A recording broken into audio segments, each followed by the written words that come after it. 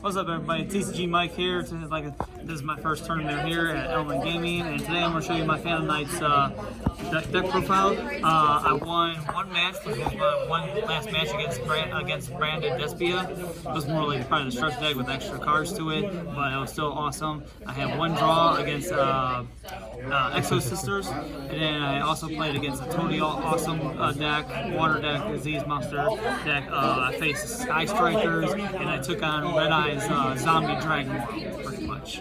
So 3 loss, 1 draw, 1 win. Let's check out the deck profile right here.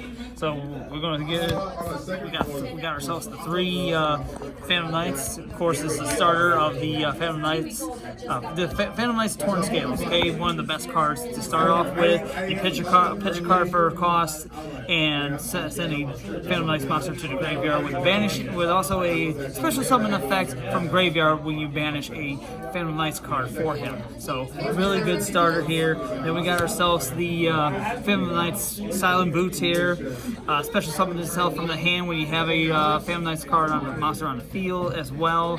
And plus he has a banishment effect to get yourself a trapper spell to add to your hand. And then of course we're going to be running the Phantom Knights Ancient Cloak.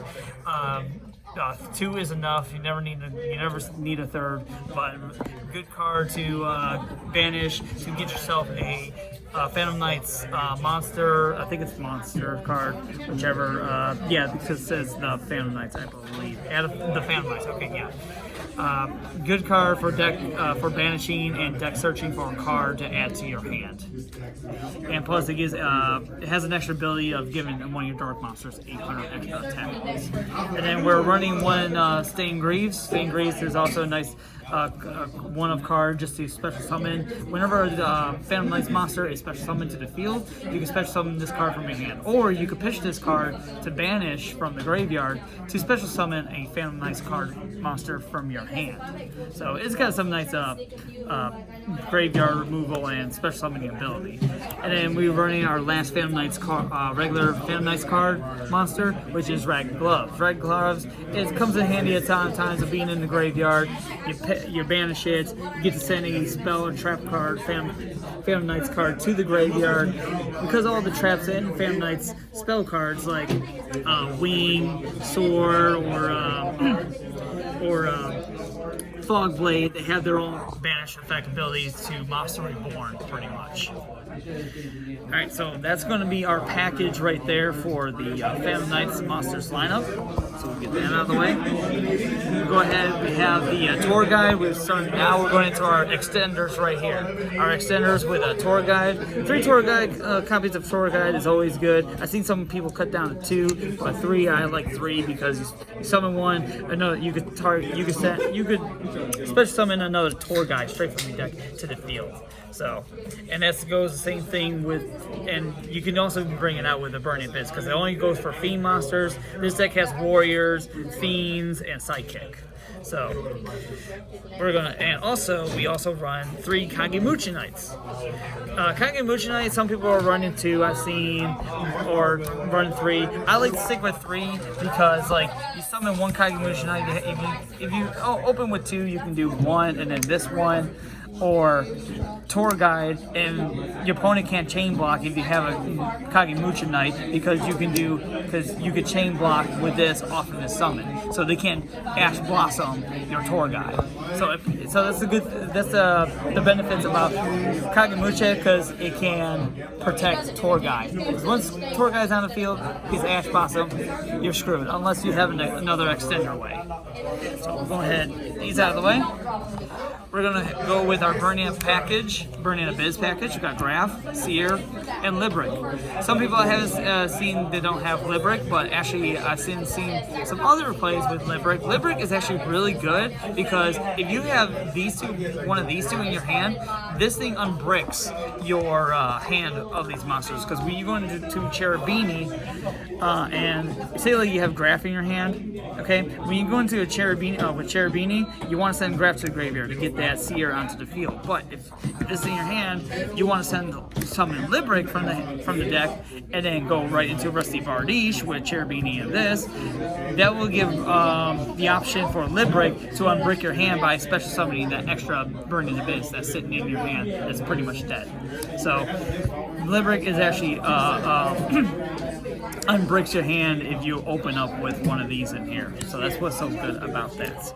And then we have our extenders. Junk 4 can be special summoned from your hand when you have no monsters on the field. So he's like a starter card to go into Cherubini, along with Psychic Wheeler and Psychic Tracker, and for my emergency teleport targets. But I'm also running for my third copy, I'm running Virtual World Hime. Some people don't work with Virtual World. They use Ghost Ogre, because Ghost Ogre is of course a monster effect as well when it's not a monster negation or whichever on the field. I still gotta try that out, but I also like Virtual Hime because it's a level 3, of course, extender. It's the later game. The later game because when you special summon Hime from the graveyard to the field with his ability, it locks you out of the link.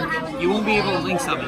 But I usually don't do that during turn 1. About turn 1, 2, I'll have my links already out by then, and I'm already done with my links. Later game, I'm now playing Xyz summoning, so that's where this comes into play. Say like if I have Torn Scales is in the graveyard. Okay, say graveyard, and I got Cloak, Banish Cloak. This is in the graveyard as well. Okay, Banish Cloak, and then get whatever my one card from deck to hand.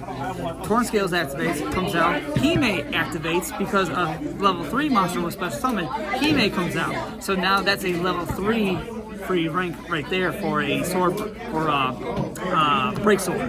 So that's why it's very good in later game. That's why I like using Hime. But like I said, other people uses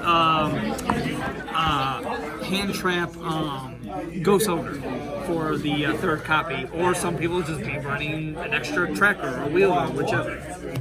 So that's that right there. And then for my hand, I'm running only 3 hand traps. I'm using Ash Blossom. Ash Blossom is my only hand trap. I see a lot of other people do like 3 of this and 3 of a Beck Baylor and 3. The thing is with me about hand traps is that like, yeah, you can open up with all these hand traps, but you can also break you. You know, you can also like you negated everything your opponent has. Now what do you have to show off? You know, so I kind of I'm not the type of person to have a whole massive load of hand trap like. So Ash Blossom, of course, is always good, but I do have some extra stuff in my side deck. We're playing the one Rhoda. I just got myself the gold rare version of it, so it's pretty awesome. Rhoda, everyone knows Rhoda. Add a level 4 warrior to your deck to my hand. Emergency teleport, same thing I just said about the sidekicks. Wheeler, Tracker, and Hime. It's for that to summon them to the field from deck. And then I'm playing with some other negates, monster negates here. We're playing with Forbidden Chalice. Forbidden Chalice is like, if you have forbidden droplets, yeah, you can always play this, but this is actually also the best, probably to me, one of the best cards in replace of forbidden droplets, because it's so flexible. There's, let's see, it negates a monster's effects, your opponent, whichever, or is also a quick play. And plus, it gives that monster extra 400. There has times where to me, it's kind of like the Book of Moon type of thing, where you can use it on yourself or your opponent. There's times where my opponent is like, I have this face down, my opponent is attacking my Rusty Bardiche with 21 attack, and this is the only way able to save it. So I'll be like, here, negate my monster's effect, but I'm giving it 400. So I'm using it for myself, my own benefit to save a monster in battle and beat over his monster. So Forbidden Chalice is so flexible, really good, love it. And then I'm also main decking, which is weird, is Dark Ruler No More. The reason why is because most games, 50% more of the time, people send me to go seconds. and this is the reason why I play Dark Ruler no more, because actually during this tournament, I saw this card a lot, and actually I may not have like won as much, but I seen this card a lot in my opening hand going seconds, and just one of my opponents today had summoned Zeus. Yeah, I remember, and actually won that game. It was against the Exo Scissors. He summoned Zeus, put it on the wheel, flat on the board. He was waiting for me. I drew top deck on my second turn going turn. And I'm like, Dark Ruler no more. And he was just like, I surrender, because he knew I already had my monster set up. Yeah, Zeus was out of the question. Dark Ruler no more. All right, and now we're going to the traps. We're going with Fog Blade. Oh, sorry. 2 Fog Blade. I was doing 3. I cut down to 2 just so I could fit in the Dark Ruler no mores for this tournament. So I have the 3rd one in my side deck. Like, 3 is good, but you never really need that 3rd copy. And then plus, of course, yeah, let me put this here. You got Wings of Protection. It gives your monster a 500 attack. It protects your monster from being destroyed or card effect for the first time it would be. Not for the turn, just the first time. And then we got Brigashine. Brigashine is this free extender when you don't have traps in your graveyard. And unlike a Brigashine doesn't have the ability, but these cards do have the ability where during your turn, during your opponent's turn, when this is in the graveyard or during the attack battle, you could banish that trap card from the graveyard to special summon a Phantom Knight's monster. That's what's also cool about it. I like doing that. So if I have Rusty Bardiche, he has the ability to destroy a monster, pop a monster when a Xyz monster, Dark Xyz monster is on the board. So you just be like, banish, bring back Breaksword, Rusty Bardiche on your opponent's turn, pop. So it's really good for those. So now we're going to kick it into the extra deck. Okay. The first monster a lot of times you're going to go into is Cherubini. Cherubini, of course, you send a monster from the deck to the graveyard as level 3, I believe, or basically, I forgot the restriction is on there. I don't have to read text there. But anyway, you send a monster, you're mainly going to send like Graph or Liberate to the graveyard and get your other Burning Abyss monsters on the field. And then you're going to bridge that up to Rusty Bardiche.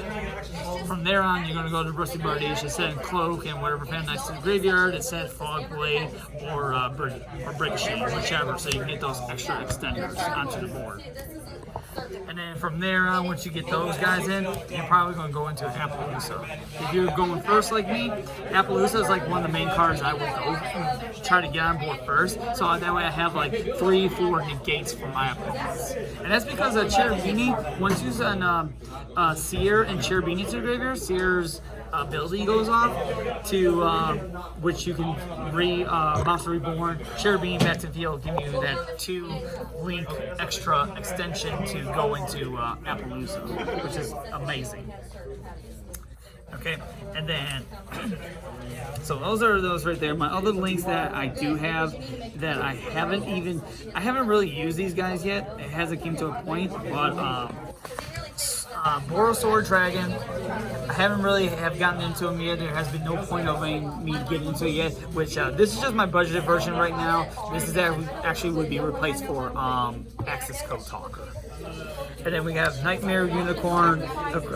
He's just more for like if I'm going to a rank 3, I'm going to a link 3 in early game, and I want to bounce something back my opponent has. That'll be Nightmare Unicorn, other than going into Appaloosa. I think I have that happen once before. And then Dark Charmer, I haven't got to use Dark Charmer yet. Really good. He's just a free Monster Reborn monster from your opponent's graveyard. This is good against mirror matches, Daspion, Bread of Lands. A lot of decks are going to be facing right now. Anything with dark monster in the graveyard. Shoot, this card can even steal think, yeah, anything that's Dark Monster pretty much. The extra deck wise that you think of, you can just like put it on your board. I think you're part of the plans, especially too because they're Dark Monsters, aren't they? Pretty plans are Dark Monsters. Yeah, so anything in graveyard can just like pop. All right, let me get that starting Venom Dragon. Effects are probably negated, but I can still use it for attack body. And then, all right, so moving along, for the Phantom Knights, of course I'm running 2 Phantom Knights of the Break Sword, generic easy Xyz 3 rank 3 monsters to go into, pop a card on your field, pop a card of your opponent's, if you pop him, or if he gets destroyed in battle, whichever, I get to bring back 2 of my Phantom Knight monsters from the graveyard onto the field, and that's going to let me go right into Raiders Knights, which Raiders Knight is the extension to go into Arc Rebellion, pretty much. Arc Rebellion is just like just negates all monsters on the board, takes up their sex sheet, and sucker punches your opponent right in the face for that final push or whatever final blow. So that's what's really good, and plus he can't be destroyed by card effects. Next thing we got here is, and then whatever attack damage I've done, like I've got to use him once a couple times before, but sometimes people have stopped me or counted me at the time. But Zeus, you gotta go with Zeus, man. You gotta put that insurance out there to clear up the board in case your opponent's trying to make a comeback. And then for also, I am playing the 2 Levier Sea Dragon, which I was so excited. I got to play this combo probably for the first or second time ever. I got to go into Utopic Future and Utopic Draco Future. I got to pull this off against Sky Strikers, but unfortunately kind of short-lived because he played Mystic Mine. So he shut down my entire... The one way to counter that card, he just fucking topped it, didn't he? My Widow Anchor, negate. He's just gonna Mystic Mine. So that was the one reason you weren't gonna win. Yeah, Sky Strikers with Mystic Mine. So that's my monster lineup right there. Oh yes. Speaking of Levier, Levier allows you to detach and bring back a banished monster back to your board.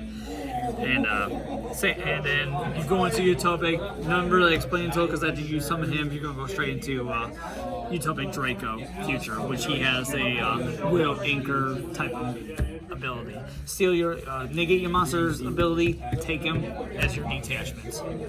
Alright, and then let me get to my side deck here. Like I said, this was my first tournament, so I just grabbed whatever. I know my deck is the deck has lack of like spell and trap removal, so that's how I kind of base my thing with, and hand traps. So we're gonna go with probably the NPV in my side deck is the Draw and Lockbird. This has shut down a couple turns of the Sky Striker player I was playing against. Michael, it's pronounced MVP, not MPV. MVP, right? MVP. Yeah, what the hell is it? MPV. Oh. I don't even know what that's supposed to be, son. Michael, Power, Victorious? You were none of those things. All right. You were a Mike alone. Draw and Lockbird, this card, oh my gosh, I'm definitely going to put this in my side deck. It did so good against Sky Strikers, and I put it in for my last game against Branded because I know they add stuff to their hand too. But that didn't get to happen. But I opened both of these against Sky Striker in my first hand. I'm like, yeah. So that was actually really good. We have there's my one Phantom Knights Fog Blade in case I needed it. I put Imperm in here for any case for backup. I didn't get to use it. I didn't even really get to side in so much because I was just kind of feeling more confident with my deck. But like I said, Draw and Leopard definitely it was the main card I always added in the second game. Cosmic Cyclone, didn't get to put it in for anybody that was dealing with more back row heavy, such as I was also putting Twin Twister in there. Two other cards I did side in was Harpy's Feather Duster, Called by the Grave, and one card was just if I just needed more board wipe was Dark Hole. I forgot my Regeki at home because I would have put that in, but I had Dark Hole on me. So, other than that, another explanation here, just the negates, of course, for monster negation. Pay 1,000, spell and trap banishment. Discard 1, destroy 2 cards. Board wipe for spell and trap, just to get rid of any problem cards from the graveyard. And Dark Hole to wipe the board. And that's my first time for a side deck for I ever built for a tournament. So. And that's going to conclude my Family Nice deck profile. So I appreciate it. Thank you guys. Thank you, Robert, for doing this for me.